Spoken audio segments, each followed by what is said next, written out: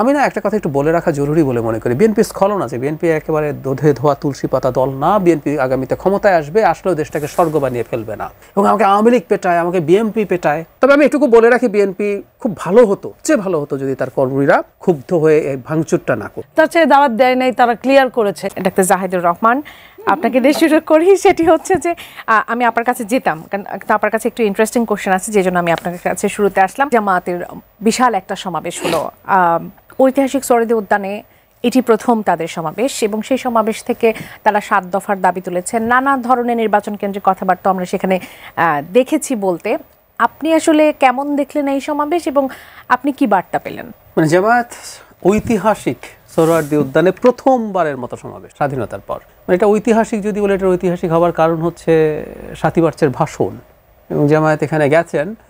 তারা স্বাধীনতার সাথে বুঝতেই পারছেন এটার মধ্যে তাদের এক ধরনের অস্বস্তি আছে। অনেক সময় তারা সেটাকে প্রিভিয়াস যে অবস্থা সেটাকে সাপোর্ট করার চেষ্টা করেন, আবার বুঝতেও পারেন যে না, এটাকে আসলে ডিল না করলে চলবে না, দেশের মানুষ এটাকে আসলে নিচ্ছে না। তো তারা চেষ্টা করছেন হয়তো খানিকটা। এই যে মাঝখানে তারা গোলাম আজমের বাংলায় বৈষম্যের ঠাঁই নেই এটাই বলে দেখছে যে লোকজন রিয়াক্ট করছে, তো বুঝলেন যে না, এটা হবে টবে না।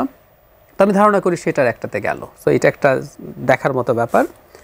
বিশাল সমাবেশটা বিশাল হয়েছে কিনা আমি আসলে নিশ্চিত নই। আমি নানাভাবে দেখার চেষ্টা করলাম সমাবেশটা কেমন হয়েছে, কারণ আমাদের দেশে তো এই ধরনের একটা টেন্ডেন্সি আছে যে শোডাউন শব্দটা ব্যবহার করি। শোডাউনটা কেমন হলো, অনেক ড্রোন ভিউটিও আছে, আমি দেখলাম অনেক জায়গায় ফাঁকা টাকা আছে, খুব বড় হয়েছে বলে মনে হয় না। বিশেষ করে জামাতের কাছে আমাদের আরও বেশি এক্সপেকটেশন এই কারণে থাকে, এটা খুবই রেজিমেন্টেড সংগঠন, ও চাইলে সারা দেশের যতজন আছে সব চলে আসবে ধরনের সংগঠন।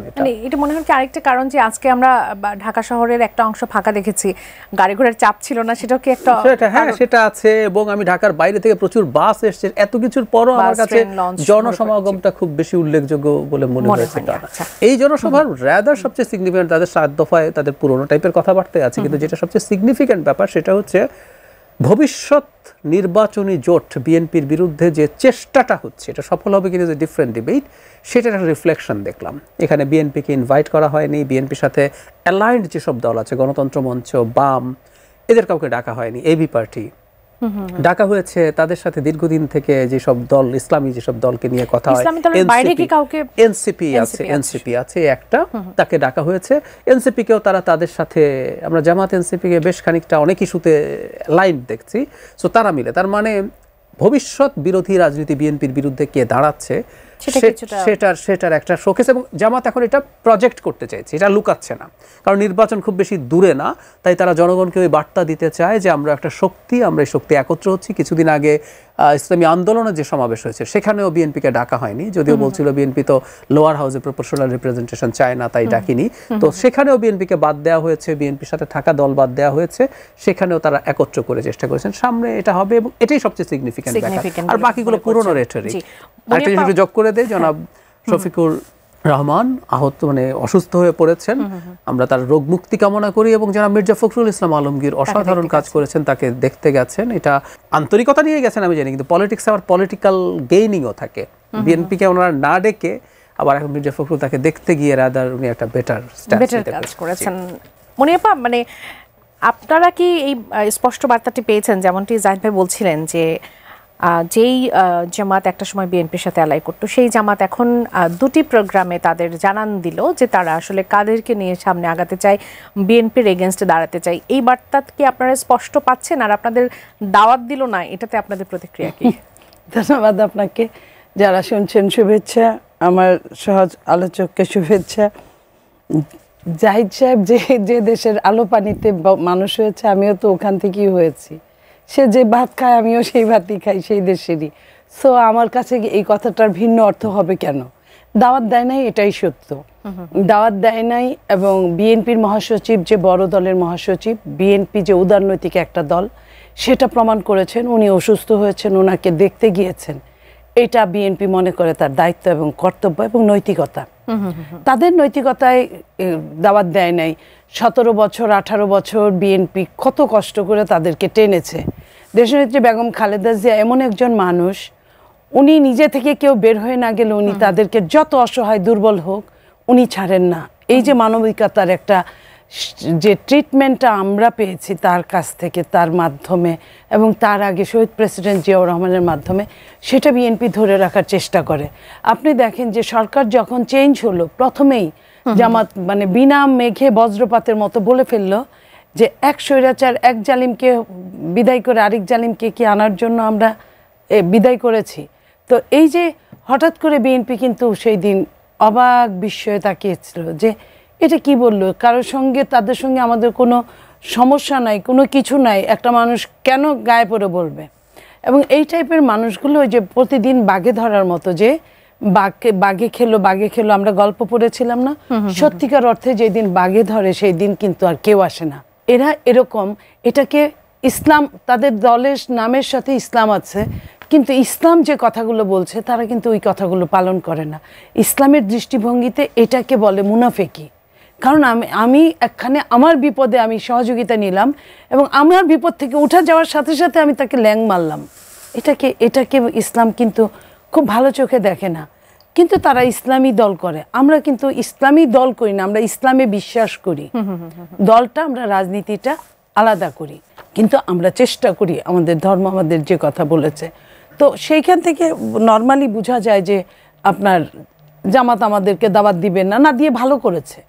দাওয়াত দিত, আমি মনে করি শত্রুর বড় পিড়ি, এটা বলে না গ্রামে, এই বড় পিড়িটা থাকলে আরও লস। দাওয়াতও দিত, আবার গালিও দিত, তার চেয়ে দাওয়াত দেয় নাই, তারা ক্লিয়ার করেছে। কারণ এখানে শুধু নির্বাচনকে কেন্দ্র করে এইটা হচ্ছে তা কিন্তু না, নির্বাচন বয়কট করার জন্য কিন্তু একটা মুসরা হচ্ছে, মোর্চা যেটাকে বলে, এটা নির্বাচন না করার জন্য তারা যে একসাথে থাকবে।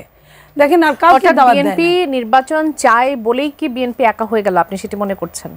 এটাই সত্যি, দিন শেষে আপনি যে দিক দিয়েই নেন না কেন, ঘটনা এটাই সত্যি। বিএনপি নির্বাচন চায়, বিএনপির সাথে যারা অ্যালায়েন্সে আছে তারা নির্বাচন চায়, এবং এর মধ্যে কেউ কেউ দু নৌকায় পা দেওয়ার লোক আছে, থাকবে না তা বলি না, রাজনীতি তো এরকমই হয়, শেষ বলতে কিছু থাকে না। তবে জামাত যেটা করছে এবং এনসিপি যেটা করছে, এনসিপি যে জামাতের একটা বি টিম, এটা আগে আমরা বলতাম, অনেকে বিশ্বাস করতো না, এখন সমস্যা দিয়ে বোঝা যাচ্ছে। একদিকে জামাত এই মিটিং করলো, আরেকদিকে এনসিপি প্রত্যেকটা জায়গায় উস্কানিমূলক কথা বলছে, যেটা না বললেও চলে। আমার দরকার কি? আমার দরকার মিটিং করা, জনসমাবেশ করা, জনগণকে উদ্বুদ্ধ করা, জনগণকে আমার পক্ষে আনা। যদি এটা হয় তাহলে আমি কেন আরেকজনকে, কে গডফাদার, কে মাফিয়া, কে কি, এটা ওই অতি বড় আমি কহে নকল হীরাটি, এই জিনিসটা যারা কিনা এখনো স্পার্ক করে উঠতে পারে নাই, তার মধ্যেই তারা এত কিছু, ওই মহিলার নাকের নাক ফুল পর্যন্ত 7 লাখ টাকা, গাড়ি গ্লাস খুলে নেওয়া পর্যন্ত ধরা খাওয়া, আপনার আইফোন পর্যন্ত ধরা খাওয়া, আপনার বিভিন্ন অফিস আদালত ইফতার পার্টি থেকে শুরু করে যে কোনো জায়গায় ধরা খাওয়া, তারা কিনা বলে যে কে মাফিয়া। জি, এই প্রসঙ্গটা নিয়েই ডাক্তার জাহিদ আপনার কাছে একটু আসি। আমরা গোপালগঞ্জের ঘটনাটা নিয়ে নানান আমরা আলোচনা তো করেছি, সেটা নিয়ে নানান দিন দিন সেটা নিয়ে আরও বিতর্ক বাড়ছে বা সমালোচনা বাড়ছে, যদি বলি স্পষ্ট করে। কিছুটা একই ঘটনা আজকে আমরা কক্সবাজারে দেখলাম। তাদের কেন্দ্রীয় একজন নেতার একটি বক্তব্যকে কেন্দ্র করে, বক্তব্যটা এমন ছিল যে শিলং থেকে 90 গডফাদার এসেছে, মানুষের জমি দখল করছে, এরকম আরও কিছু বাক্য তিনি সেখানে যুক্ত করেছেন। বলেছেন যে আমার প্রশ্ন হলো যে গোপালগঞ্জে যে ঘটনাটা ঘটলো, সেখানে সরকারি বাহিনী বলি বা হচ্ছে আমরা সেনাবাহিনীকে দেখেছি তাদেরকে উদ্ধার করে নিয়ে আসতে, এখানেও কেন তারা আবার তোপের মুখে পড়লো? একই ঘটনা কেন দুটি জায়গায় ঘটলো? আমার কাছে কি জানি মনে হচ্ছে ওনারা তোপের মুখে পড়ার রাজনীতি করতে চেয়েছে। মানে খেয়াল করুন, যারা নাসিরউদ্দিন পাটোয়ারি যে বক্তব্য দিলেন জমি দখল সহ নানা অনিয়ম নিয়ে, ওনার কাছে কি তথ্য আছে? তথ্য থাকলে ওনার উচিত হবে ওনার লোকজনকে দিয়ে মামলা করার। জনাব সালাউদ্দিন যদি এত বড় ক্রিমিনাল হয়ে থাকেন, একদম সরাসরি নাম তো বলেননি, আমরা নামটা বলছি, এখানে একটু যোগ করে রাখি, আজকে ওই সময় উনি একটা প্রোগ্রামে ছিলেন, ওই প্রোগ্রামে প্যানেলে আমিও ছিলাম, কিন্তু আমার যাওয়া হয়নি। কিন্তু আমি দেখলাম ওনার বক্তৃতায় অত্যন্ত ম্যাচিওরড ওয়েতে তিনি বিপদ হতে পারে সে কারণে উনি ব্যবস্থা নিচ্ছেন যারা সেফ বেরিয়ে আসতে পারেন। তবে আমি এটুকু বলে রাখি, বিএনপি খুব ভালো হতো, সবচেয়ে ভালো হতো যদি তার কর্মীরা ক্ষুব্ধ হয়ে এই ভাঙচুরটা না করতেন, এটা সবচেয়ে ভালো হতো বলে আমি মনে করি। বিএনপি বড় দল, তার রেসপন্সিবিলিটি বেশি। কিন্তু যে কথাটা বলছিলাম, সে তোপের মুখে পড়ার রাজনীতি করতে চাইছে কেন? আমার দুটো, আপনাকে তো রেলেভেন্ট থাকতে হবে। আপনি কিভাবে রেলেভেন্ট থাকবেন? গোপালগঞ্জে গেলেন, সেখানে এই ঘটনা হলো, আপনি মার্চ টার্চ বলে কিন্তু এক ধরনের পরিস্থিতিও তৈরি করার চেষ্টা করেছেন, আপনি এটাকে পদযাত্রা বলেননি। পরে মুজিববাদ, মানে আমি প্রায় বলি মুজিববাদ বলে কিছুর এক্সিস্টেন্স শেখ হাসিনা শেষ অংশে ছিল, শেখ হাসিনা কোনো বাদের সাথে ছিলেন না, বা এই শব্দটা আমরা তখন শুনিনি কোনোভাবেই না। মুজিবের সময় শোনা যেত এটা একটা ট্র্যাশ, কিন্তু সেটা না। 18 সালের পর থেকে শেখ হাসিনা একটা মাফিয়া রেজিম ছিলেন, উনি জাস্ট বল প্রয়োগ করে ক্ষমতায় ছিলেন, উনি কোনো বাদকে দেখিয়ে মানুষকে কনভিন্স করে ক্ষমতায় থাকার চেষ্টাই করেননি। শেখ হাসিনার সাথে কি কি ছিল, উনি আমরা কি করতাম, ভয় পেতাম, কেউ গুম করে ফেলবো, যারা খুবই অ্যাক্টিভ পলিটিক্যাল অ্যাক্টিভিস্ট ন্যূনতম মামলা হবে, জেলে যাবেন, ক্রস ফায়ার হবেন, এই তো। সো আপনার আমি ভয় পেয়েছি তাকে, ও ভয়ের মাধ্যমে, ওর কিসের বাদ আর কিসের কি? মুর্দা মানে মুজিববাদকে রাখা যাবে না, বা মুজিববাদের কবর রচনা করা হবে, মুর্দাবাদ করা হবে, মানে এই বিষয়টা আসলে এস্টাবলিশ করার কেন চেষ্টা? আমি আসলে জানি না, খুবই স্টুপিড একটা চিন্তা। আমি স্টুপিড শব্দটা কনসিয়াসলি ব্যবহার করছি, কেউ তাদেরকে শিখিয়ে দিয়েছেন তোমরা এটা বলো, এটা বললে লাভ হবে। আমি খুব অবাক হই। লাভ কি হচ্ছে না, আমি মনে করি না সব পলিটিক্যাল পার্টি লাভ হবে মনে করে কাজ করলেও সবসময় লাভ হয় না, ভুল হয়। তো যেটা বলছিলাম, তারা যখন এইটা তাদের উপরে এসে পড়লো, সেটার এক ধরনের ভিকটিমহুড। এখানেও একই, যে আমরা হামলার শিকার হয়েছি এবং আমাকে আওয়ামী লীগ পেটায়, আমাকে বিএনপি পেটায়, সবাই আমাকে পেটায়, এবং স্লোগান তো দেয় এখন আওয়ামী লীগ গেছে যেই পথে বিএনপি যাবে সেই পথে, এসব স্লোগান টোগান তারা দিচ্ছেন। আমি না একটা কথা একটু বলে রাখা জরুরি বলে মনে করি, বিএনপি স্খলন আছে, বিএনপি একেবারে দুধে ধোয়া তুলসী পাতা দল না। বিএনপি আগামীতে ক্ষমতায় আসবে, আসলেও দেশটাকে স্বর্গ বানিয়ে ফেলবে না। অনিয়ম থাকবে, দুর্নীতি থাকবে, কিন্তু বিশ্বাস করি আমি বাংলাদেশ অনেক ভালো, শেখ হাসিনার আমলের তুলনায় অনেক ভালো চলবে, এবং একটার পর একটা নির্বাচনের মাধ্যমে আমরা আরো ভালোর দিকে যাব। কিন্তু আওয়ামী লীগ আর বিএনপি একই, it's a red line. Awami League বলে ওনারাই বলছেন আওয়ামী লীগ বলে কোনো রাজনৈতিক দল নেই, খেয়াল করুন। ওটা একটা মাফিয়ার, ওটা একটা সন্ত্রাসীর দল, তাই ওর নিষিদ্ধ হতে হবে। তাহলে কি বিএনপিও নিষিদ্ধ হওয়ার মতো পরিস্থিতি? তাই মনে করেন তারা? এই কাজগুলো তারা করছেন। নাম্বার 2 হচ্ছে, যেটা বলছিলাম, ইয়াংরা তো ওরা আসলে বেড়ে উঠেছেন সোশ্যাল মিডিয়ার মধ্যে। তো সারাক্ষণ সোশ্যাল মিডিয়াতে আজকে কি লাইক কয়টা কম হলো, আজকে কি রিয়াকশন কয়টা কম হলো, তাহলে আমাকে কিছু একটা করতে হবে। I think so. জেন জির ক্ষেত্রে বলা হয় এটা প্রথম জেনারেশন যারা স্মার্টফোনের মাধ্যমে এই অনলাইন এবং সোশ্যাল মিডিয়াতে কন্টিনিউয়াসলি কানেক্টেড ছিল, ওর ব্রেইনের শেপিং হয়েছে ওটা দিয়ে। তো আমার কাছে কেন যেন মনে কিছু একটা বলি, ধরুন 300 সিট এনসিপি জিতবে, যেন পাটোয়ারির কথা বলছি, ওনাকে এখন এই সোকল্ড ভাইরাল হওয়ার রোগে পেয়েছে মনে হয় আমার, 300 সিট এনসিপি জিতবে, বা বিএনপি 50 থেকে 100টা সিট সর্বোচ্চ পাবে, এই ধরনের কথাবার্তা বলা, এইটা আপনাকে এক ধরনের সুবিধা দেয়, এক ধরনের আনন্দ দেয়, এটার একটা কারণ হয়ে থাকতে পারে বলে মনে হয়। আর ওই যে বললাম, তারা ভিকটিমহুডের রাজনীতি করতে চান, আমাকে সবাই পেটায়, আমি নতুন, আমি এত ভালো, তাই পুরনো বন্দোবস্ত যারা করতেন তারা সবাই এখন আমার শত্রু। জি আপা, একই বিষয় নিয়ে আপনার কাছে জানতে চাই, মানে এরকম ঘটনা আপনার কাছে কি মনে হয়? জাহিদ ভাই যেটা বলছিলেন যে তারা তোপের রাজনীতি যেটা সেটা করার চেষ্টা করছে, আমরা সেটা পরপর দুটি ঘটনা প্রেক্ষাপটে সেটি জানলাম। মুজিববাদ নিয়েই বা আপনার ব্যক্তিগত মতামত যদি আমি জানতে চাই, এই বিষয়টা আসলে কি, এটার কেন মুর্দাবাদ করতে হবে, মুজিববাদ কেন বাংলাদেশ থেকে শেষ করে দিতে হবে, গোপালগঞ্জকে কেন চ্যালেঞ্জ করতে হবে? দেখেন, আমি একটা জিনিস মনে করি, ফলদান বৃক্ষ নুয়ে থাক। ওরা যদি সত্যিই ফলদান বৃক্ষের মতো হতো, তাহলে ওরা চুপ করে থাকতো, ওদের কাজই ওদেরকে এগিয়ে নিয়ে যেত। যেটা এই আওয়ামী লীগ যদি এত প্রথম দিকে এত সন্ত্রাসী হতো, এত লোক হতো না তার সাপোর্টে। বিএনপি যদি এত সন্ত্রাসী হয়, তাহলে এত লোক হওয়ার কথা না। বিএনপি না চাইতেই যা পায়, তো তারা তো চায়েও তা পাচ্ছে না। এবং আমার এখানে ধারণা, এই দুইটা দলকে তারা সঙ্গে রাখছে এই কারণে, এদের সাথে উস্কানিমূলক কাজ করছে এই কারণে, যে অনেক সময় নিজের নাম কেনার জন্য এদের সাথে জোর করে ঘষা দিয়ে ঝগড়া করার জন্য, যাতে আমি এখানে আমার স্থায়িত্ব টিকে, বা আমি দেখিয়ে দিতে চাই, বুঝিয়ে দিতে চাই, কিংবা দেশটাকে এক ধরনের ডেস্ট্রয় করতে চাই। সব সময় যদি মনে করেন আপনি গণ অভ্যুত্থান প্রতিদিন হবে, প্রতিদিন কিন্তু গণ অভ্যুত্থান হয় না।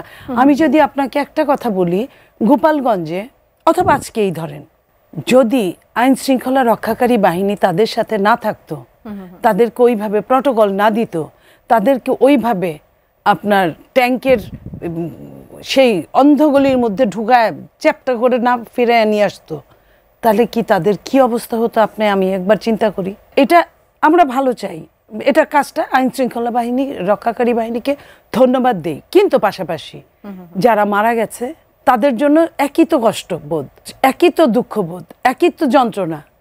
সেই পরিবারগুলোর দিকে তাকাই, আজকে দেখেন টানা ৩-৪ দিন যাবত ওইখানে কারফিউ চলছে। কারফিউয়ের মধ্যে কয়জন আপনার ৪-৫ হাজার লোক ধরেন ওই মিটিংটায় আসছিল প্রতিবাদ করতে। একটা জেলায় কি ৪-৫ হাজার লোক থাকে? একটা জেলায় মিনিমাম ১৫-২০ লাখ লোক থাকে। এই ১৫-২০ লক্ষ লোক যখন জিম্মি হয়ে যাচ্ছে, তখন যাকে আমার পছন্দ হলো না, একটা মানুষের চেহারা খারাপ, আমি তার রুমে গেলাম, কিছু মানুষের চেহারা দেখি মনে হয় এই লোকটা বোধহয় দুষ্কৃতিকারী, আসলে তা না। আমি তার রুমে গিয়ে আমার মনে হলো আমি ধরে নিয়ে আসলাম। এটা তো একটা বড় ধরনের অপরাধ। আমি তো আন্দাজে অনেক কিছুই করতে পারি না। তো এই যে তাদের স্থলপথ, নৌপথ, সব পথ বন্ধ করে দেওয়া হয়েছে, এটা তো এইটা যে লুম বাস্তে গা উজাড়ের মতো। তো এই একটা কয়েকটা লোককে বাঁচানোর জন্য যদি একটা জেলাকে, একটা দেশকে ডেস্ট্রয় করে, এবং তারা কি বলে একটা জেলা যারা সামলাইতে পারে না, যে সরকার, সে সরকার আবার নির্বাচন কি দিবে? তার মানে ঘুরে ফিরেই কিন্তু ওই কথা যে কলা সুলাইলা কেন বুঝায় দাও যে আমি এটা চাই না, তুমিও এটা চাইবা না। তো ওই একটা শ্রেণী যারা এই যে মিটিং করছে, আপনার উস্কানি দিচ্ছে, সারা দেশে ঘুরছে, সারা দেশে তো প্রত্যেকেই মিটিং করে। দেখেন আমরা আওয়ামী লীগের সময় কত অত্যাচারিত হয়েছি, তারপরেও আমরা চেষ্টা করেছি আমাদের দলটা যেন শার্প থাকে, মিটিং করা, মিছিল করা, করতে পারি নাই, তারপরে যতটুকু পারছি। এবং আওয়ামী লীগ যে আমাদেরকে ভাঙতে পারে না, এটাই তো আমাদের বড় সফলতা। তো সেইখানে অনেক সময় কিন্তু ঠান্ডা মাথায় রাজনীতি করতে হয়। মরার আবার জাত কি, শ্রীকান্ত বলেছিল।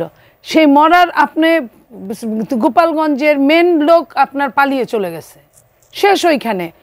তাদের অন্য যারা আছে তাদেরকে আইন শৃঙ্খলা রক্ষাকারী বাহিনী আইনের শাস্তির আওতায় আনে না, এটা তাদের দোষ। এটা যারা ঘুরে বেড়াচ্ছে তাদের দোষ না, এটা সরকারের দোষ।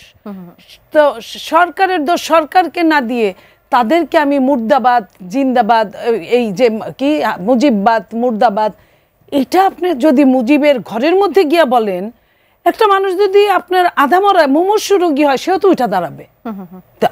এই দেশের সরকারের সঙ্গে আমি মনে করি সাইকিয়াট্রিস্টদের যোগ দেওয়া উচিত, যে মানুষের আসলেই, কিন্তু আমি কিন্তু দুষ্টামি করছি না, যে মানুষগুলার এখানে সাইকোপ্যাথি এখানে কাজ করছে, আপনার ওইখানে গিয়ে যারা এই যে এই ছেলেগুলোর আগে সাইকোলজিস্ট দেখানো উচিত। এরা কি চায়? এরা যায় যখন এই ধরনের উস্কানিমূলক কথা বলছে, তখন উস্কানিতে উদ্বুদ্ধ হলে কেউ তারে আপনিও শাস্তি দিচ্ছেন, আমিও শাস্তি দিচ্ছি, সবাই। এই যে দেখেন কথাগুলো কিন্তু অপরাধীর পক্ষে চলে যায়। আমার কথা হলো অপরাধী আত্মপক্ষ সমর্থনের কেন আপনি সুযোগ দিবেন না? কেন পাবে না? গোপালগঞ্জ ধরেন পুরাটাই খারাপ, পুরাটা খারাপ হলে আইনের আওতায় নিয়ে আসেন না তাদেরকে আপনি ভাতে মারবেন, পানিতে মারবেন, এমন বলাও হয়েছে। তাদের সব কিছু লাইন কেটে দেওয়া হবে, এই কেটে দেওয়া হবে, এইটা করা হবে, ওইটা করা হবে। কেন? তারা এই দেশের নাগরিক না? আমি কখনো এটা চিন্তা করিনি। আমি একজন বিএনপির একদম ছাত্রদল করা থেকে আমি একজন, আমি পর্যন্ত এই কথা বলছি কারণ আমি আত্মপক্ষ সমর্থনের সুযোগটাকে আপনি বিশ্বাস করেন। আমি ছোট করে জাহিদ ভাই এটা যদি আপনার কাছ থেকেও জানতে চাই যে এই যে আজ পর্যন্ত কারফিউ এবং আপা যেটি বলছিল যে মানে আক্রোশের কারণটা কি আসলে? গোপালগঞ্জ এটা শুধু কি শেখ হাসিনাই আক্রোশের কারণ বা বঙ্গবন্ধু আক্রোশের কারণ? এত আক্রোশ কেন? যখন আমরা সেনাবাহিনীর আচরণ দেখেছি, যৌথ বাহিনীর আচরণ দেখছি, সেখানেও কি আপনি দেখতে পেয়েছেন কিনা কিছুটা আক্রোশ তাদের মধ্যেও ছিল? আক্রোশের কারণ আছে, কিন্তু আক্রোশ দেখানো যাবে না, কারণটা আমি বলছি। তার আগে খেয়াল করি আমরা যে আপা বলছিলেন যা হচ্ছে, 5 জন মানুষ মারা গেছেন, হত্যাকাণ্ডের শিকার হয়েছেন। তাদের এই তদন্ত কি আমরা করছি যে ওদের হত্যাকাণ্ড জরুরি ছিল কিনা, তাদেরকে আমি হত্যা না করে কিছু করতে পারতাম কিনা? 5 জনের ময়না তদন্ত হয়নি, মানে এটা তো আমাদের শেখ হাসিনার বাংলাদেশ মনে হয় যে ময়না তদন্ত তুলে আইন করবেন, মানে শেখ হাসিনার বাংলাদেশে এগুলো হয়। আচ্ছা, আমি এখন যে কথাটা বলতে চেয়েছি, আমার কাছে খুব মর্মান্তিক লাগে 15 বছরে শেখ হাসিনা বাংলাদেশকে যেখানে নিয়ে গেছেন, এরপর জুলাই অগাস্টে যা করেছেন, তারপরও শেখ হাসিনাকে মানুষ সমর্থন করে, গোপালগঞ্জের বিরাট একটা অংশ করে। আমি ব্যক্তিগতভাবে ওই জেলায় গিয়েছিলাম এবং আমি দেখেছি, খুবই মর্মান্তিক। মানে এরকম একটা ভয়ঙ্কর রকম একটা বর্বর মানুষের সমর্থক আমার দেশের মানুষ ভালো লাগে না দেখতে। কিন্তু ওই যে বললাম উনি করেন। তো এখন সমস্যাটা হয়েছে গোপালগঞ্জে প্রথম থেকেই প্রাথমিকভাবে তাদের দিক থেকে অনেক কাজ হয়েছে। আমি 3টা ঘটনা বলবো। সেনাবাহিনী 5 আগস্টের পর সেনাবাহিনীর উপর হামলা হয়েছে, বিএনপির একজন নেতাকে পিটিয়ে মেরে ফেলা হয়েছে। ওনারা জাস্ট একটা শোভাযাত্রা করছিলেন। গোপালগঞ্জ কিন্তু স্বাধীন গোপালগঞ্জ না, ফর গডস সেক, স্বাধীন আওয়ামী গোপালগঞ্জ না। বাংলাদেশের মধ্যে একটা স্বাধীন গোপালগঞ্জ থাকবে, এটা হতে পারে না। এরপর একবার লিফলেট দিচ্ছিলেন, আওয়ামী লীগের লিফলেট দেওয়া নিয়ে সরকারের বিরোধিতা আছে। যখন লিফলেট একজনকে ধরে নিয়ে আসছে, থানায় হামলা করেছেন, পুলিশের উপর হামলা করেছেন। সুতরাং তাদের মধ্যে পারসেপশন মনে ঢুকে গেছে যে আমরা স্বাধীন এবং আমরা লজিক্যাল কারণেই মনে করি আওয়ামী লীগের যেসব গুন্ডা, আওয়ামী লীগের লোক মানেই গুন্ডা পান্ডা, যারা ইন্ডিয়া পালাতে পারে নাই নুদেন পক্ষে, অনেকে তো অনেক দেশে গেছে, যারা ইন্ডিয়াতেও পারে না তারা গোপালগঞ্জেও হয়তো আছে। আমি যেন শুরু থেকে সরকারকে সমালোচনা করছি, এইসব ক্র্যাকডাউন কারফিউ না। আপনি প্রথম থেকে এতগুলো মাস গেল সিস্টেম্যাটিকলি আপনি আইন শৃঙ্খলার ব্যবস্থা নিতে থাকেন, নিতে ওখানকার ক্রিমিনালদেরকে আপনি আস্তে আস্তে ধাপে ধরে ফেলেন। আক্রোশ হতে পারবেন। আমি এটা বলছি, আপনার যদি ক্ষোভ থাকে মিলিটারি আমার গাড়ি পড়ালো কেন, আমার আক্রোশ হলো না, একটা স্টেটের অ্যাপারেটাস যদি ভেতরে আক্রোশও আসে আপনি সেটা নিয়ন্ত্রণ করবেন, নাহলে তো আপনি একটা সন্ত্রাসী হয়ে যান, আপনি একটা মাস্তান হয়ে যান, এটা হতে পারে না। দর্শক নিশ্চয় শুনতে পাচ্ছেন? জি। আপনার নামটা বলুন, কোথা থেকে বলছেন আর প্রশ্নটা করবেন। জি, আমি ঠাকুরগাঁ থেকে আবিদ বলছিলাম। বলবেন, আপনার প্রশ্নটি করবেন। হ্যাঁ, আমার প্রশ্নটা হচ্ছে দুজন অতিথির কাছে। জি, আজকে যেমন আমরা দেখলাম কক্সবাজারে পাটোয়ারি সাহেব সালাউদ্দিন সাহেবকে ট্রল করলো, আর বাংলাদেশের সবচেয়ে আলোচিত যে একটা জেলা যেখানে ঘটনাটা ঘটলো গোপালগঞ্জে, সেখানে নাহিদ সাহেব বলেছিলেন বক্তব্যে যে আমরা গোপালগঞ্জের নাম পরিবর্তন করতে আসিনি, আমরা গোপালগঞ্জের মানুষের ভাগ্য পরিবর্তন করতে এসেছি। তো উনি নাম পরিবর্তন করতে যাননি। এক সময় বিএনপি নেত্রী বেগম খালেদা যে একজন পুলিশকে বলেছিলেন যে আমরা ক্ষমতা গেলে গোপালগঞ্জের নাম পরিবর্তন করতে দিব। তাহলে উনি ওই বেগম খালেদা জিয়াকে ট্রল করলেন কিনা, আমি দুজন অতিথির কাছে প্রশ্নটা রাখলাম। আপনাকে অসংখ্য ধন্যবাদ। থাকুন আমাদের সঙ্গে, বিরতির পর আসছি। দর্শক, আরো একজন দর্শক আছেন এই মুহূর্তে আমাদের সঙ্গে, তার প্রশ্নটা একটু নিতে চাই। দর্শক স্বাগত জানাই, কে বলছেন, কোথা থেকে বলছেন, আপনার প্রশ্ন করবেন। শুনতে পাচ্ছেন নিশ্চয়ই? জি, আসসালামু আলাইকুম। ওয়ালাইকুম সালাম। আমি চট্টগ্রাম থেকে শাহ ইমরান বলবেন। জি, আমি একটা প্রশ্ন মানে বিবেচনার জন্য একটু বলছি আর কি, এই সংসদে এই ব্যবসায়ীদের জন্য সংরক্ষিত আসন রাখা যায় কিনা। এই মুহূর্তে আরো একজন দর্শক আছেন, তার প্রশ্নটা নিয়ে অংশ শুরু করতে চাই। দর্শক স্বাগত জানাচ্ছি, কে বলছেন, কোথা থেকে বলছেন, আপনার প্রশ্নটি করবেন। জি, আসসালামু আলাইকুম। ওয়ালাইকুম আমার সালাম। নাম মনির হায়দার। জি, বলবেন। আমার প্রশ্নটা হচ্ছে গোপালগঞ্জে যে ঘটনাটা ঘটেছে, আইন শৃঙ্খলা বাহিনী অতি উৎসাহ হয়ে এনসিপির পক্ষ হয়ে একটা দলের পক্ষ হয়ে যা ঘটেছে, কোনোদিন যদি বিএনপি এবং জামাতে ইসলামের এইরকম একটা ঝামেলা হয় তখন আইন শৃঙ্খলা বাহিনী কার দিকে যাবে? অতএব এখন থেকে কি এনসিপির লিমিট কতটুকু আছে, সরকারকে কি এটা নিয়ে করা উচিত না? আজকে কক্সবাজারে এই ঘটনা ঘটেছে, যদি এটা আরো বড় ধরনের মারাত্মক আঘাত ধারণ করে তারপর কি করবে গভর্নমেন্ট? অতএব সরকারও তো উচিত যে ওদের লিমিটেশনটা কতটুকু আছে। আর ওরাও তো যেভাবে সবাইকে নিয়ে সবসময় আপনার সরব থাকার জন্য জিয়র রহমান বাদ, মুজিব বাদ, এই বাদ, উনি বলে বাংলাদেশ বাদ, এটাও তো হইতে পারে, বলতে পারে যে 24 সালে আমরা স্বাধীন করছি, মুক্তিযুদ্ধ সব বাদ, বাংলাদেশের নতুন একটা দেশের নাম দিয়ে দিলাম। এই হলো আমাদের। অসংখ্য ধন্যবাদ। থাকুন আপা, এই প্রশ্নের উত্তর দিয়ে শুরু করি, যেহেতু প্রশ্নটা অনেক লম্বা ছিল। কি মনে হয় এই লিমিটটা কোথায় নির্ধারণ হবে? দেখেন, আমি ওনার কথার সাথে একমত, এবং আমি বলি এই যে গোপালগঞ্জে যখন মানে আগের সরকার পালিয়ে গেল, তারপরে যখন স্বেচ্ছাসেবক দলের প্রেসিডেন্ট জিলানি যখন তার এলাকা ওটা, সে যখন গেল, তাকে যখন অ্যাটাক করলো, সে কিন্তু অনেক আইন শৃঙ্খলা রক্ষাকারী বাহিনীর কাছে হেল্প চেয়েছে। আমরা কিন্তু কোনো হেল্প পাইনি। ওখানে একজন স্পট ডেড হয়েছে, এবং শুধু তাই না, জিলানির স্ত্রীকে, সন্তানকে যেভাবে মেরেছে, তার স্ত্রী অনেক দিন হাসপাতালে ভর্তি ছিল, পা ভেঙে গিয়েছিল সম্ভবত, এবং জিলানি মৃত্যুর ঘর থেকে ফেরত আসছে, এরকম অনেকজন আসছে। তো এই যে যতগুলো গাড়ি বহরে হামলা করেছে একসাথে, সেটার বিচার আমরা পাই নাই।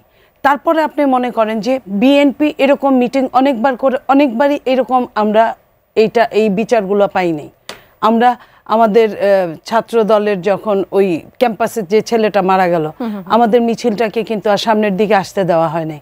এবং এই জিনিসগুলো যেভাবে আইন শৃঙ্খলা রক্ষাকারী বাহিনী এনসিপিকে হেল্প করছে, আমরা যে আগে বলেছি যে তারা সরকারেরই একটা দল, কিংস পার্টি, এটা অনেকেই স্বীকার করে নাই, তারাও স্বীকার করে নাই, এখন তো প্রমাণ হয়েছে।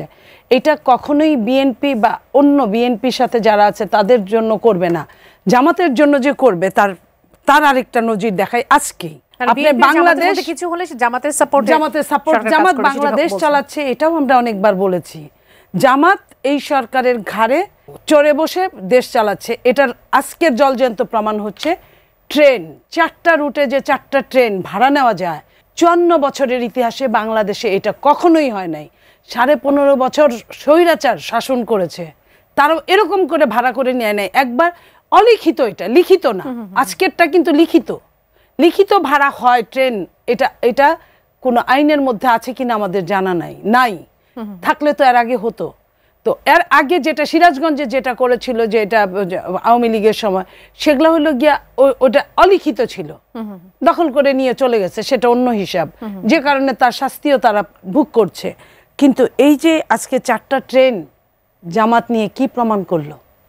যে বাংলাদেশকে যে কোনোভাবে, যেভাবে, যেমন খুশি তেমনভাবে তারা করতে পারে। প্রশাসন, যে সমস্ত প্রশাসন যে তারা সেট করেছে, এটাই আজকে প্রমাণ, যে রেলওয়ে তাদেরকে প্রমাণ দিয়ে দেখিয়ে দিল যে আমরা জামাত চাইলে আমরা পারি। আরেকটি প্রশ্ন, ব্যবসায়ীর কোটার কথা বলেছে, আরো একটা প্রশ্নের কথা বলেছে, আমি বলছি ব্যবসায়ীদের কোটায়, আমি যদি বলি সর্বোচ্চ কোটায় ব্যবসায়ীরা এখন আছে চিফ অ্যাডভাইজার, উনি নিজেই নামকরা দেশি এবং বিদেশি ব্যবসায়ী, এবং এই দেশে উনি দায়িত্ব পালন করে অনেকগুলা ব্যবসা ওনার হস্তগত হয়েছে। আমরা এটা নিয়ে কথাও বলেছি পার্লামেন্টে। লাস্ট ইলেকশনে, দ্বাদশ ইলেকশনে সম্ভবত 74% ব্যবসায়ী ছিল।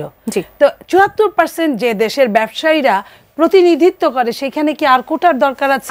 এটা তো ওই নারী কোটার মতো হয়ে গেল না? দিন যত যাবে কোটা কমবে, জিরোতে আসবে, তা না হয়ে বাংলাদেশের বয়স যত বাড়ছে নারী কোটা তত বাড়ছে। এটা অনেকটা এরকম হয়ে গেল ওনার কথা। আরেকটা প্রশ্ন ছিল নাম পরিবর্তনে। নাহিদ ইসলাম বেগম জিয়াকে ট্রল করেছেন কিনা, কারণ বেগম জিয়া একসময় বলেছিলেন যে গোপালগঞ্জের নাম তিনি পরিবর্তন করে দেবেন, কিন্তু নাহিদ ইসলাম বলছেন যে আমরা নাম পরিবর্তন করতে আসিনি। আমি আপনাকে বলি, নাহিদ ইসলাম তারা ওই যে কত বড় কহে, আমি বলছিলাম যে ওরকমই। আমি দেশনেত্রী বেগম খালেদা জিয়া কখন বলেছিল, দেখেন বালির বস্তা দিয়ে যখন তাকে আটকে দিল, যখন উনি এটা খুলে দিতে বলল, পুলিশরা বলল যে না, এটার পারমিশন নেই, আমরা গোপালগঞ্জের পুলিশ। তারা তাকে বুঝাই দিল যে গোপালগঞ্জের পুলিশ, আমরা এসে আপনাকে অ্যাটাক করেছি, আমরা আপনার কথা শুনবো না, আমরা বিশেষ জায়গা থেকে এসেছি।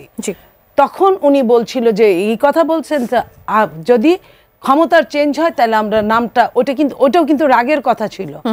রাগের কথা ছিল এই কারণে আমি বলি, দেখেন 5ই আগস্টের পরে থেকে দেশনেত্রী বেগম খালেদা জিয়া যে 2-3 বার জনগণের সম্মুখে এসেছে, এবং আইন উপদেষ্টা আসিফ নজরুল উনি বলেছেন দেশনেত্রী বেগম খালেদা জিয়ার সঙ্গে দেখা করতে গিয়ে, যে আমি 2-3 বার তাকে এই কথা তুলেছি, আপনাকে এত টর্চার করেছে, অত্যাচার করেছে, বলছে রাখেন সেটা, আর সেই কথাটা এখন আর নাই বা তুললেন, তারা তো নাই। এই যে এর নাম হচ্ছে বেগম খালেদা জিয়া। উনি অনেক কিছুই দেশটা নিজের মনে করে, আমাদের মনে করে, সবার মনে করে, সব সন্তানরা তার সন্তান মনে করে বলেই উনি সময় মতো দেশ ছেড়ে যায় নাই। এবং আরেকটা জিনিস হলো যে উনি এখন পর্যন্ত যেটা চিন্তা করে বাংলাদেশের আপামর জনতার জন্য চিন্তা করে। ডাক্তার জাহিদ, আমার একটি শিরোনাম ছিল সারা দেশে ভয়ের রাজনীতি তৈরি করা হয়েছে, সিস্টেম পরিবর্তন হয়নি। বান্দরবনের পদযাত্রা এটি নাহিদ ইসলাম বলেছে। সারা দেশে ভয়ের রাজনীতি আসলে কারা তৈরি করছে, আর সিস্টেম পরিবর্তন হয়নি, আসলে সিস্টেমটা এখন কারা পরিবর্তন করবে, কাদের হাতে, তারা কেন করছে না? মানে ওনাদের একটা রাজনীতি আছে, তারা একটা নয়া বন্দোবস্তের কথা বলেন। জি, মানে আমি খুব পরিষ্কারও না ঠিক কি বোঝাতে চান তারা, কিন্তু বলেন প্রচুর তাদের ক্যাম্পেইন হিসাবে, যদিও আমি তাদের রাজনীতি সেই পুরনো ধরনের, পুরনো ধাঁচের রাজনীতি দেখি। সো ওনারা যখন নয়া বন্দোবস্তের কথা বলেন, তো ওনার তো একটা পুরনো লাগবে। সো পুরনোরা ভয়ের রাজনীতির কথা বলছেন, অথচ আমি সোফার ওনারা এতগুলো জেলায় গেলেন, তাদের পদযাত্রা চললো, কোথায় সমস্যা হলো? গোপালগঞ্জে গেল, সেটা একটা বিশেষ জায়গা, বিশেষ ঘটনা, আর এখানে খানিকটা সমস্যা হলো, খানিকটা। এর বাইরে কিসের ভয়ের রাজনীতি হলো? একটা নতুন দল, এখন বিএনপি কি তাকে কোথাও বাধা দিয়েছে যে তুমি এটা করতে পারবা না? আমি আসলে দেখছি না। ওই যে বললাম, তাদের যেহেতু একটা নতুন রাজনীতির প্রশ্ন আছে, তারা বলেন, এবং এই কথাটা রাজনীতিতে বলা হয়, আপনি সবসময় যা বলেন সেটা যে সবসময় সত্য হতে হবে তা না। রাজনীতি কিন্তু ন্যারেটিভ ম্যাটার্স। আপনার টার্গেটে একটা গ্রুপ যদি এটা গ্রহণ করে, সে অনেক ক্ষেত্রে এটা কাজ করে। আমি এইভাবে একটা উদাহরণ দিই, সেটা হচ্ছে বিজেপি হচ্ছে গরু রক্ষার জন্য ভারতের প্রধান দায়িত্বপ্রাপ্ত, সে তাদের গোমাতা রক্ষা করে, একটা ন্যারেটিভ কিন্তু ইন্ডিয়াতে আছে। কিন্তু আপনি দেখবেন ভারত প্রতি বছর তার বিফ রপ্তানি বাড়ছে, এবং মানে ক্রমাগত বেড়ে এখন সেকেন্ডে গেছে ব্রাজিলের পরপরই। কিন্তু খেয়াল করুন, জনগণ কিন্তু মানে এটা ফ্যাক্ট না, কিন্তু জনগণকেও এটা বুঝিয়ে ফেলতে পেরেছে। সুতরাং রাজনীতিতে আমি এই কথাটা বলার চেষ্টা করছি যে রাজনীতিতেও এই ধরনের ব্যাপার থাকে, যে আপনি আসলে আদতে কি করছেন। জামায়াতে ইসলামী ইসলামের পথে আছে, ইসলামের তাদের সত্যকের শাসন, এটা করবে সেটা করবে, নানান আলাপ আছে। আপনি জামায়াতের বিরুদ্ধে, যে আমি এখন বলছি না, এটা যদি কারো কানে শোনে, আমি এখন এখানে অন রেকর্ড বলছি, দেখবেন নিচে বিভৎস গালিগালাজ হবে। হয়, এটাই হচ্ছে আমাদের নামে। কিন্তু তারা এটা আবার মানুষের কাছে, কারো কাছে, সবার কাছে না, একটা গ্রুপের কাছে নিয়ে যেতে পেরেছেন। তারা খুবই ভালো মানুষ, খুবই সৎ মানুষ, তারা খুবই টলারেন্ট মানুষ। সো এই হচ্ছে ব্যাপার। সো এনসিপি আসলে তার নতুন রাজনীতির নামে এটা করতে চায়। তারা কতগুলো আসলে তথ্য রেটরিকলি বলেন, এগুলো কিছু কিছু মানুষের কাছে পৌঁছার চেষ্টা করেন, কিছু কিছু মানুষের কাছে গেলে খুশি হবেন, কিন্তু এর মধ্যে একেবারেই সত্যতা নেই। আমি প্রায় বলছি এই কথা, 5 আগস্ট পরবর্তী সময় আমাদের অনেক কিছু হয়নি, কিন্তু আমাদের রাজনৈতিক পরিবেশে অসাধারণ পরিবর্তন হয়েছে। এই যে আমরা আজকে জামায়াতে ইসলামী যেই ধরনের আচরণ প্রথম দিন থেকে বিএনপির বিরুদ্ধে করেছে, তাদের যিনি প্রধান তিনি আজকে অসুস্থ হলেন, বিএনপি মহাসচিব সরাসরি তাকে দেখতে চলে গেলেন। আমরা প্রত্যেকের রাইট নিয়ে কথা বলছি, প্রত্যেকের রাইট। এই দলের সাথে আমার মতাদর্শিক সমস্যা থাকতে পারে, আমি একজন অ্যানালিস্ট হলেও আমার তো একটা পলিটিক্যাল ভিউ আছে, আমি একজন মধ্যপন্থী মানুষ। সো রাইটের যাদের প্রবলেম আছে আমরা তার সাথে কথা বলবো, কিন্তু তার রাইটের পক্ষে দাঁড়াবো। বাদ দিন আমরা আওয়ামী লীগের রাইট নিয়ে এতক্ষণ কথা বলি নেই, তাই না? সো বাংলাদেশে আমরা মনে করি 5 আগস্ট পরবর্তী সময়ে মোটেও ভয়ের কোনো রাজনৈতিক পরিস্থিতি নাই। অত্যন্ত টলারেন্ট একটা গণতান্ত্রিক পরিবেশের মধ্যে দিয়ে আমরা আগাচ্ছি। দীর্ঘদিনের স্বৈরশাসন ছিল, আমাদের কিছু কিছু সমস্যা হবে, কিন্তু এটা মোটে উল্লেখযোগ্য কিছু না। তারা অ্যাটলিস্ট যেভাবে বলছেন সেরকম কিছু না। আরো একটি প্রসঙ্গ আছে যেটা নিয়ে আসলে আজ আলোচনা করতেই চাই। ডাক্তার জাহিদ ভাই, আপনার কাছে আসি, সেটি হচ্ছে যে ঢাকায় জাতিসংঘের মানবাধিকার বিষয়ক কার্যালয় স্থাপনের বিষয়টি আজকে বেশ সমালোচনার সৃষ্টি করেছে। এই সরকার 3 বছর মেয়াদী একটি সমঝোতার স্মারক সই করেছে, সেটি নিয়ে এখন নানা ধরনের প্রশ্ন উঠছে যে বাংলাদেশে এর আসলে কাজটা কি। কেননা আমরা যতদূর জানি যে এই সংস্থাটি সংঘাতপ্রবণ দেশগুলোতে মূলত এই সংস্থাটি আসলে কাজ করে থাকে। আপনি এটাকে কিভাবে দেখছেন? প্রধান উপদেষ্টা তার অফিসিয়াল ফেসবুক পেজে একটা স্ট্যাটাস দিয়েছেন। আমি শুরুতে কন্ডেম করি একটা জিনিস, উনি এটা ইংরেজিতে দিয়েছেন। উনি অনেক বাংলা স্ট্যাটাস দেন, ওনার পেজে যে কেউ গেলে দেখতে পারে। এটা ইংরেজিতে দিয়েছেন যাতে আমরা বুঝতে না পারি। তো খানিকটা ইংরেজি যেহেতু বুঝি, আমি পড়লাম, তো পড়ে দেখলাম আর কি উনি খুব সুন্দর সুন্দর কথা লেখা হয়েছে যে আমাদের এখানকার লোকাল যারা কাজ করে তাদের ট্রেনিং দেবে, অ্যাসিস্ট্যান্স করবে, ইত্যাদি ইত্যাদি। শুনতে ভালো। আপনি যেটা বলছেন সংঘাতপ্রবণ, আমি দর্শকদের উদ্দেশ্যে একটু দেশগুলোর নাম পড়ি। 16টা দেশে পুরোপুরি অফিস আছে। আমি একদম ওদের যে হিউম্যান রাইটস কমিশন আছে সেটার ওয়েবসাইট থেকে পড়ছি। বুর্কিনা ফাসো, ক্যাম্বোডিয়া, চাঁদ, Colombia, Guatemala, Guinea, Honduras, Libya, Mauritania, Mexico, Niger, Palestine, Syria, Sudan, Tunisia, Yemen, North Korea, Ukraine. এ দুটোতে হলো আদার একটু পার্সিয়াল অফিস। আমরা দেখছি আপনি যেটা বললেন যে সংঘাতপ্রবণ, আমরা যদি শুনি খুবই আফ্রিকার বিভিন্ন সংঘাতপ্রবণ দেশ, মিডল ইস্টের সংঘাতপ্রবণ দেশ, আমাদের কেন প্রয়োজন হলো? এখন দুটো ইস্যু, সেটা হলো যেটা লেখা হয়েছে, আমাদের এই ধরনের ক্ষেত্রে সবসময় যা লেখা হয় তাই আসলে থাকে না, এর মধ্যে অনেক ইস্যুস থাকে। আমরা আসলে এই প্রশ্ন সরকারকে করতে চাই যে কেন অন্য দেশগুলো তাহলে এটা করতে যায়নি, এটা যদি এতই ভালো হয়, কেন ওই জায়গাগুলোতে এটা হয়েছে, কেন এখানে হয় নাই? সংঘাতপ্রবণ দেশ, তার মানে বাংলাদেশে কি এই ধরনের পরিস্থিতি বিরাজ করবে, এই ধরনের সিচুয়েশন তৈরি হচ্ছে? অথবা তারা কি চাইছেন যে 3 বছর মেয়াদী? এখানে একটা ইন্টারেস্টিং বিষয় আছে, খেয়াল করুন, নির্বাচনের পরবর্তী সরকারটার মধ্যেও তার টেনিওর থাকবে। তো সুতরাং পরবর্তী সরকারের ব্যাপারে তারা কি এমন কোনো চাপ তৈরির চেষ্টা করছেন যেটা আসলে পরবর্তী সরকারকে দুর্বল করার পরিস্থিতি হবে? আমরা একটা কথা শুরুতে বলে রাখতে চাই, বাংলাদেশে মানবাধিকার রক্ষিত হবে, এটা হতেই হবে, এবং এটার জন্য ইভেন জাতিসংঘের প্রয়োজন নেই। আমরা দীর্ঘদিন, যখন জাতিসংঘ ছিল না, আমরা দীর্ঘদিন প্রচুর শোরগোল করেছি যে বাংলাদেশে যত হিউম্যান রাইটস ভায়োলেশন, ওই সরকারের সময় শুধু না, এর আগের বিএনপি সরকার। আমি অন্তত একটা জিনিস নিয়ে সিরিয়াস অ্যাক্টিভিজম করতাম, তখন এত লিখতাম না, কিন্তু ওই সময় মুখে বলতাম, পরবর্তীতে লিখেছি। আমি আজকে মনিহাপার সামনেই বলি, ওনার দল 2001-06 বিএনপি সরকারের পাপ ছিল, মানে 14 থেকে শুরু করে আওয়ামী লীগ যা করেছে তার সাথে তুলনা হয় না, কিন্তু অনেক পাপ ছিল। কিন্তু সবচেয়ে বড় পাপ ছিল বাংলাদেশে এক্সট্রা জুডিশিয়াল কিলিং, বিচার বহির্ভূত হত্যাকাণ্ড ইন্ট্রোডিউস করা।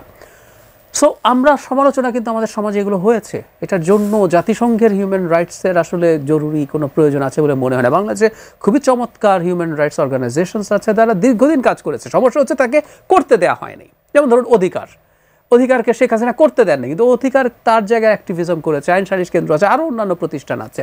সুতরাং এটা কেন প্রয়োজন হলো হঠাৎ করে, যেখানে আমরা তুলনা করে দেখছি, এই জবাবগুলো আমাদের কাছে একেবারেই স্পষ্ট। একটু মুনিয়াপা আপনার কাছ থেকে এই বিষয়টি নিয়ে একটু কথা বলি, যে বিশেষ করে নির্যাতন, বৈষম্য, মত প্রকাশের স্বাধীনতা হরণ, নারী শিশুদের অধিকার লঙ্ঘনের মতো বিষয়গুলো তদন্ত করবে, প্রতিবেদন করবে। এই সংস্থা নিয়ে আপনার কিছু বলার আছে? এই অফিস ছাড়াও কিন্তু এই তদন্ত হয়, প্রতিবেদন প্রতি বছর প্রতি দেশ নিয়ে হয়। আমাদেরকে নিয়ে কিন্তু জাতিসংঘের প্রচুর রিপোর্ট আছে, শেখ হাসিনার সময়ও আছে। এবং বিশ্বের এতগুলো দেশের মধ্যে 16টা দেশে মাত্র আছে, এবং সেই দেশগুলোর নাম যেমনটি ডাক্তার জাহিদ বলছিলেন, বাংলাদেশের অবস্থা কি সেই দেশগুলোর মতো কিনা? এই প্রশ্নটা তো আমাদেরও, আমরা যারা পলিটিক্স করি আমাদের অনেক সমস্যা আছে, কিন্তু আমরা তো সংঘাতপূর্ণ দেশের মধ্যে পড়িনি। আমরা নিজেরা টুকটাক সংঘাত করতে পারি। এই দেশগুলো কিন্তু, যে দেশগুলো জাহিদ বললেন, সেগুলো কিন্তু অন্য দেশের সাথেও তাদের অনেক অনেক বড় বড় সমস্যা, সংঘাত। তাহলে আমাদের দেশে কেন এই টাইমে আসবে? শুধু সংঘাতকে সামনে রেখেই কি আসা, নাকি সংঘাত আরও বেশি, অনেক সময় আগুনে ঘি ঢালা বলে, এটা তো থাকতো না। তাহলে আগুনে পানি না ঢেলে ঘি ঢালার জন্য কি এটা করা, যে এই সংঘাতগুলো লাগবে? যেটা এক সময় ফ্যাসিস্ট সরকার বলেছিল, আমি যদি সেন্ট মার্টিন দিতাম তাহলে আমি আরও অনেক দিন থাকতে পারতাম, আমাকে এইভাবে যেতে হতো না, হয়তো আমাকে যেতে হবে। তো এই যে তখন আমরা তার কোনো কথাই আমরা বিশ্বাস করতাম না শেষ দিকে, সত্য মিথ্যা যাই হোক না কেন, কিন্তু এটা বুঝতাম যে কিছু একটা এরকম যে কোনো ঘটনা ঘটতে যায় বাংলাদেশকে নিয়ে। যেমন ধরেন মানবাধিকার, এইটা হলো কার্যক্রম স্থাপন করা, আরেকটা মানবাধিকার করিডোর। আপনার সবকিছুর সঙ্গে অমানবাধিকারের সঙ্গে মানবাধিকার জুড়ে দেওয়া হয়েছে। এই যে মানবাধিকারের নাম দিয়ে যে আমাদেরকে পোস্টমর্টেম করা হবে জীবন্ত মানুষকে, এই দেশে মৃত মানুষকেও এখন না পোস্টমর্টেম করে না, কিন্তু জীবন্ত মানুষকে পোস্টমর্টেমের জন্য যে এদেরকে আমরা ওয়েলকাম করে নিয়ে আসতেছি, আমরা এটা কতটুকু সহ্য করতে পারবো, এটা একটা প্রশ্ন। দ্বিতীয়ত, একটা নির্বাচিত সরকারও কিন্তু এগুলো নিয়ে অন্য দলদের সাথে আলোচনা করার কথা। যেমন আপনার পাশের দেশ ভারত, তার আমি অনেক সমালোচনা করতে পারি, কিন্তু সে গণতান্ত্রিক দেশ, এটাও তো সত্যি।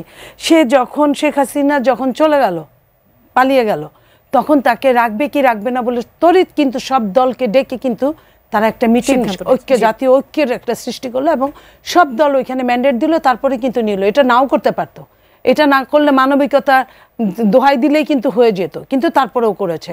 কিন্তু এই জায়গায় একটা অনির্বাচিত সরকার, আমার প্রশ্ন আপনার মাধ্যমে যারা এখানে বুদ্ধিজীবী মাপের কেউ যদি শুনে থাকে, যে এই সব করার জন্যই কি একটা অনির্বাচিত সরকার, এই ধরনের সরকার নিয়ে আসা হয়েছে, যাদের বেশিরভাগ বিদেশি নাগরিক, যাদের বেশিরভাগ অন্য দেশ নিয়ে চিন্তা ভাবনা করে, অন্য দেশের সারা বছর থেকে আবার কোনো সমস্যা হলে অন্য দেশে চলে যেতে পারে, এই টাইপের মানুষগুলোকে, যেইখানে নির্বাচিত সরকার এই ধরনের কার্যক্রমে সব দল নিয়ে বসার কথা, সেখানে অনির্বাচিত সরকার আপনার সমঝোতা স্মারকে সিগনেচার করে কিভাবে, হয় কিভাবে?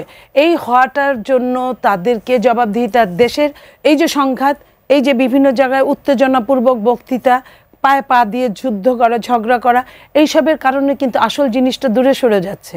আসল জিনিসকে লুকানোর জন্যই কি এত কিছু, এত জেলায় জেলায় সমস্যার সৃষ্টি হচ্ছে কিনা, সেটাও আমাদেরকে বুঝতে হবে। আমাদের রাজনৈতিক নেতৃবৃন্দর এই জায়গাটায়, যে আমাদের জাতীয়, যেটা সেনাবাহিনী প্রধান বলছিল, যে তোমাদের কাদা ছোড়াছড়িতে আমাদের দেশের সার্বভৌমত্ব বিনাশ হয়ে যেতে পারে, সেই সার্বভৌমত্ব রক্ষার্থে আমি মনে করি প্রত্যেকের এই কাজগুলা একত্রতা ঘোষণা করা উচিত, সচেতনভাবে।